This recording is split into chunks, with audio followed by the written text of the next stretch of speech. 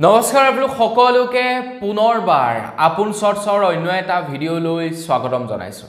আপোনালোকৰ যদি voter card আছে তেন্তে আপোনালোকে 2 ফেব্ৰুৱাৰীৰ আগতে কৰিব লাগিব এই প্ৰয়োজনীয় কাম কেইটা। আপোনালোকে যদি 2 ফেব্ৰুৱাৰীৰ পূৰ্বে নকৰে তেনেহলে আপোনালোকে 26ৰ নিৰ্বাচনত ভোটদান কৰিবলৈ নোৱাৰিব। 26ৰ নিৰ্বাচন আহি আছে। 26ৰ নিৰ্বাচনৰ পূৰ্বে আপোনালোকৰ কাৰণে ঘোষণা কৰিছে ইলেকশ্যন কমিশ্যন ডিপাৰ্টমেণ্টৰ ফালৰ পৰা কেইটামান জৰুৰী কথা। তো ভিডিঅ'টো প্ৰথমৰ পৰা শেষলৈকে চাই থাকিব। মই আজি আপোনালোকক জনাম যে 2 ফেব্ৰুৱাৰীৰ পূৰ্বে যদি আপোনালোকৰ ভোটাৰ কাৰ্ড আছে তেন্তে কি কৰিব লাগিব। তো ভিডিঅ'টো প্ৰথমৰ পৰা শেষলৈকে চাই থাকিব। মই শ্ৰীপাঞ্জল গগৈ, আপোনালোকে চাই আছে আপোন শৰ্টছ। আহক আৰম্ভ কৰোঁ আজিৰ ভিডিঅ'। আমাৰ অসমত আহিছে 26ত বিধানসভা নিৰ্বাচন। 26ত বিধানসভা নিৰ্বাচনৰ পূৰ্বে এতিয়া ভোটাৰ কাৰ্ড থকা লোকসকলে ভোটাৰ কাৰ্ডৰ লগত জড়িত যদি কিবা সমস্যা আছে সমস্যাৰ ৰাজিবিলাক সমাধান কৰিব লাগিব। যদি সমাধান কৰিব নোৱাৰে তেনেহলে 26ত তেওঁলোকে ভোটদান কৰিব নোৱাৰিব।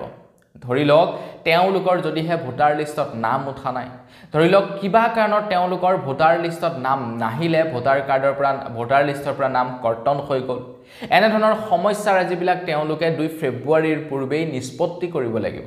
বা ধৰি লওক আপোনালোকৰ ভোটাৰ কাৰ্ডত কিবা নাম ভুল হৈ আছে, আপোনালোকে নাম সংশোধন কৰিব লগা আছে, আপোনালোকে এড্ৰেছ সলনি কৰিব লগা আছে, ফটো সলনি কৰিব লগা আছে, এই বস্তুবিলাক আপোনালোকে 26ৰ বিধানসভা নিৰ্বাচনৰ পূৰ্বেই কৰিব লাগিব।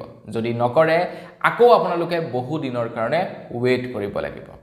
এতিয়া অসম চৰকাৰৰ ফালৰ পৰা ঘোষণা কৰিছে 10 ফেব্ৰুৱাৰীত প্ৰকাশ পাব চূড়ান্ত ভোটাৰ তালিকা। 27 ডিচেম্বৰত প্ৰকাশ কৰা হ'ব খচৰা ভোটাৰ তালিকা। বিসংগতি থাকিলে 22 জানুৱাৰীলৈকে দিব পাৰিব অভিযোগ। 2 ফেব্ৰুৱাৰীৰ পূৰ্বে নিষ্পত্তি কৰা হ'ব সকলোবিলাক দাবী আৰু ওজৰ আপত্তি। প্ৰতিগৰাকী ভোটাৰৰ তথ্য প্ৰকাশ কৰিব বিষয়াসকলে। 22 নৱেম্বৰৰ পৰা 20 ডিচেম্বৰলৈ ঘৰে ঘৰে বুথ লেভেল অফিচাৰসমূহ যাব বুলি জনাইছে। আপোনালোকে এতিয়াই অনলাইন আবেদন কৰি ৰাখক যদি আপোনালোকৰ ভোটাৰ কাৰ্ড নাই। আপোনালোকৰ যদি নাম সংশোধন কৰিব লগা আছে এতিয়াই আপোনালোকে সংশোধন কৰক, কাৰণ ইলেকশ্যনৰ পূৰ্বে কামবিলাক ক্ষিপ্ৰ গতিৰে হয়। আপোনালোকে যদি এতিয়াই আবেদন কৰে তেন্তে আপোনালোকে 26ৰ নিৰ্বাচনত ভোটদান কৰিব পাৰিব। ভোটাৰ কাৰ্ডৰ যি সমস্যাই নাথাকক কিয় সেইবিলাক আজিকালি অনলাইন মাধ্যমত এপ্লাই কৰিব পাৰে। অনলাইন মাধ্যমত আপোনালোকে সেই কামবিলাক কৰি পেলাওক। তেতিয়া 26ৰ নিৰ্বাচনৰ পূৰ্বে আপোনালোকৰ নাম ভোটাৰ তালিকাত আহি যাব। মানে 2 ফেব্ৰুৱাৰীৰ পূৰ্বে আপোনালোকে সকলোবিলাক কাম কাজ কৰিব পাৰিব। ভোটাৰ কাৰ্ডৰ নাম অহা নাই, এপ্লাই কৰিব লাগিব। ভোটাৰ কাৰ্ডৰ ডেট অফ বাৰ্থ সলনি কৰিব লাগে, এপ্লাই কৰিব লাগিব। আপোনালোকৰ এড্ৰেছ সলনি কৰিব লগা হৈছে, এপ্লাই কৰিব লাগিব। মুঠৰ ওপৰত যি সমস্যাই নাথাকক কিয় সেই সমস্যাৰ কাৰণে অনলাইনত আপোনালোকে আবেদন কৰিব লাগিব। আৰু সবচে ভাল কথাটো হৈ গ'ল আপোনালোকে ভোটাৰ তালিকাত নাম উঠাবৰ কাৰণে বা ভোটাৰ আপোনালোকে বিভিন্ন সাল সলনি কৰিবৰ কাৰণে 1 টকাও খৰচা কৰিব নালাগে।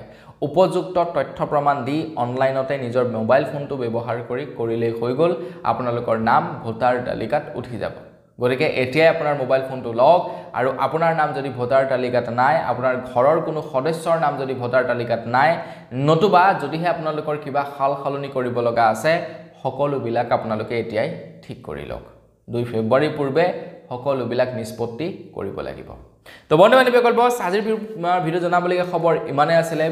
খবৰটো জানি কেনে পালে আপোনালোকে কমেণ্ট ছেকশ্যনত জনাব। যদি ভাল লাগিলে লাইক এটা কৰিব, চেনেলটো ছাবস্ক্ৰাইব কৰা নাই ছাবস্ক্ৰাইবটো কৰি ল'ব। পুনৰ এটা লগ পোৱাৰ বিদায় মাগিছোঁ। ধন্যবাদ। জয় অসম।